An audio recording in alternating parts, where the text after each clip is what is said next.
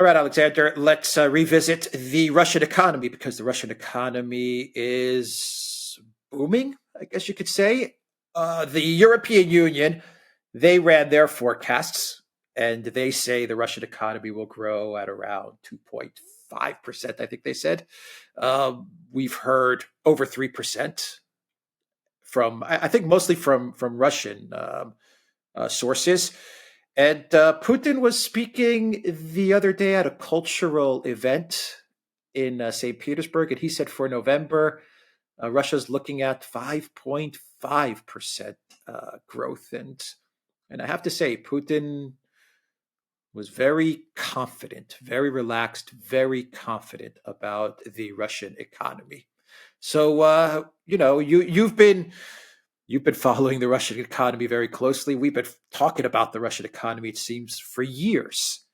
And I just want to quickly say that when all of this started, the conflict, the SMO, all the analysts were saying that the Russian economy will collapse, and that was the aim. And you were saying, and we were saying, and people can go back and see those shows from January, February, March, that no, the Russian economy is not going to collapse. It's much stronger than people realize. But I think even we're surprised Yes, at yes, how resilient yes, the Russian economy has been. yes. I think people Maybe around the even world. Putin's surprised. Maybe even Yes. Putin's surprised. Sorry. Yeah. Well, he has acknowledged as much.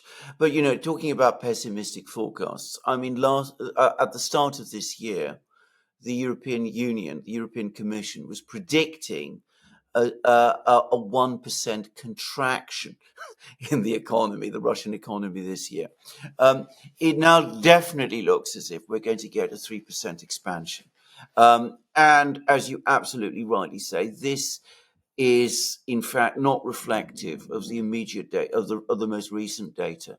The last couple of months, the Russian economy has been running with a growth rate of over 5%, over 5%. So, and what is very interesting is that it is doing that despite the central bank having raised interest rates. I mean, interest rates in Russia have doubled. But despite that, the economy still appears to have an enormous amount of forward momentum. Apparently, consumer spending has increased, demand has increased. But the big story, the underlying reason why there is this huge increase in growth is of an investment boom.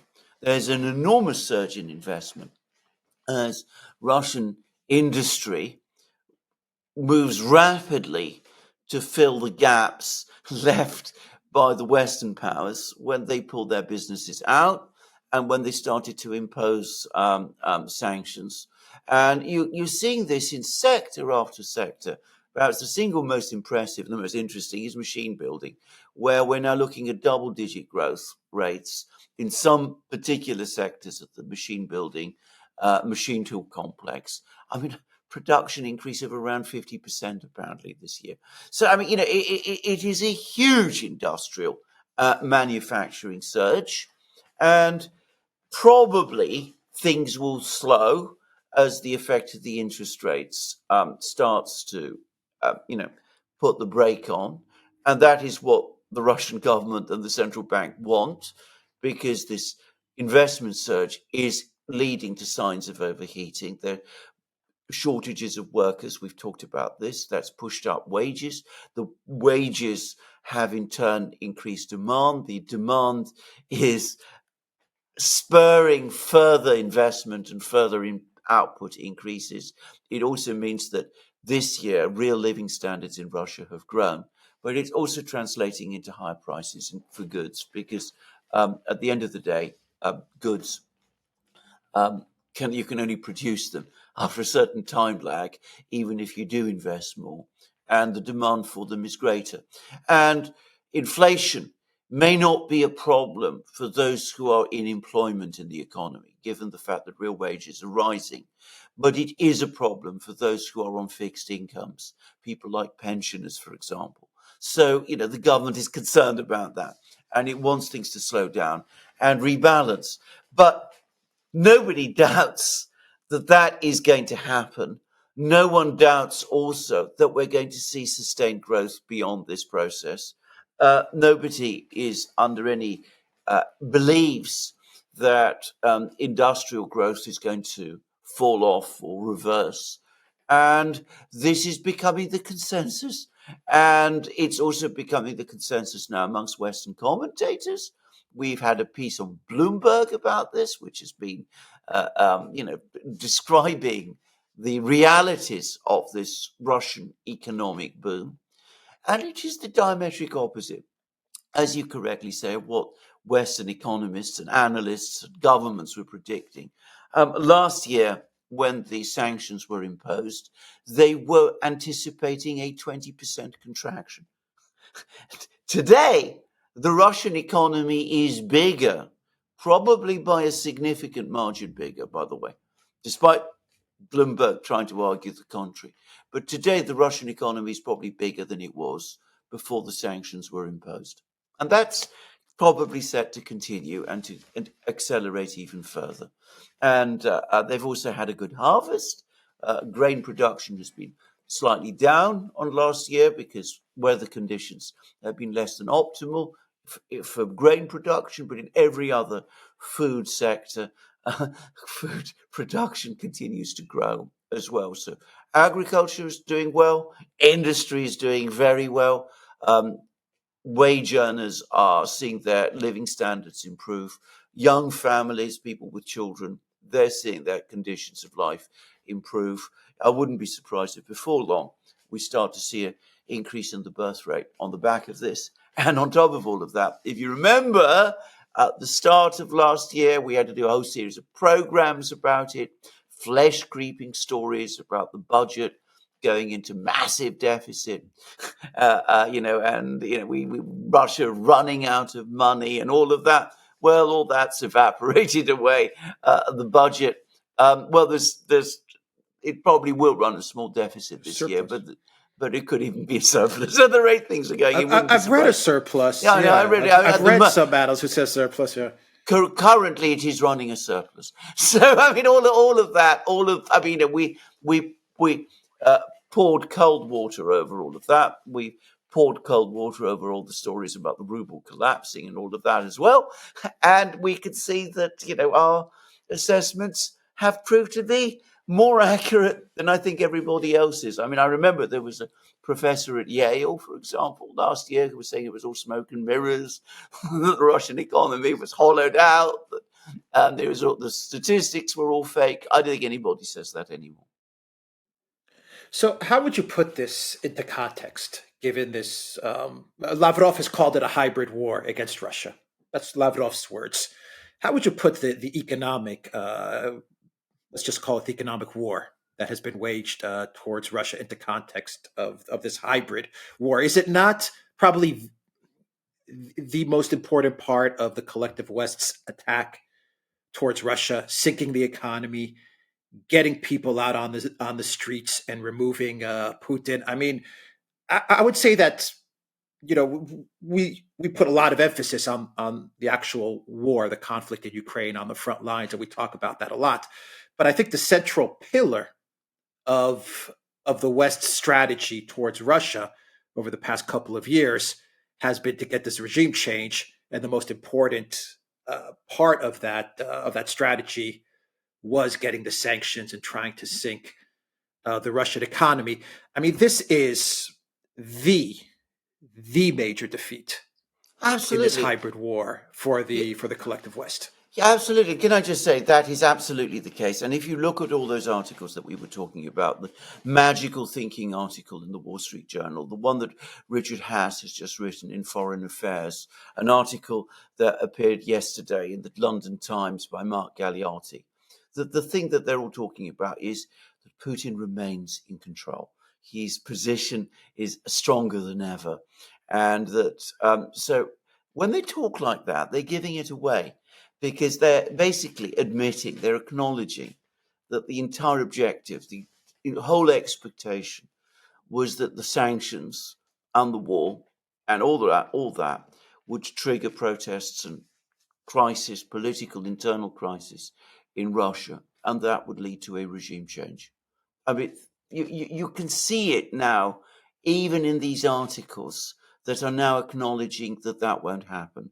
Why do they have to acknowledge that it won't happen unless it was what people were expecting and intending should happen?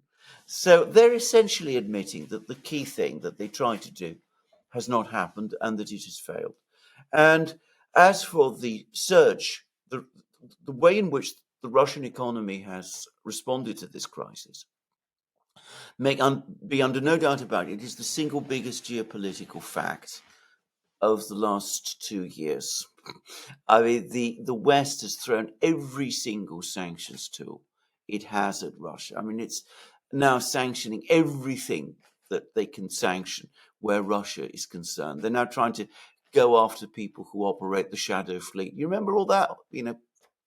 We had articles now in the Financial Times furiously saying no Russian oil, practically no Russian oil sells below the price cap. We said the price cap would fail. It is surprise, it has completely failed. And they're now angry about that. They're angry about all of these things.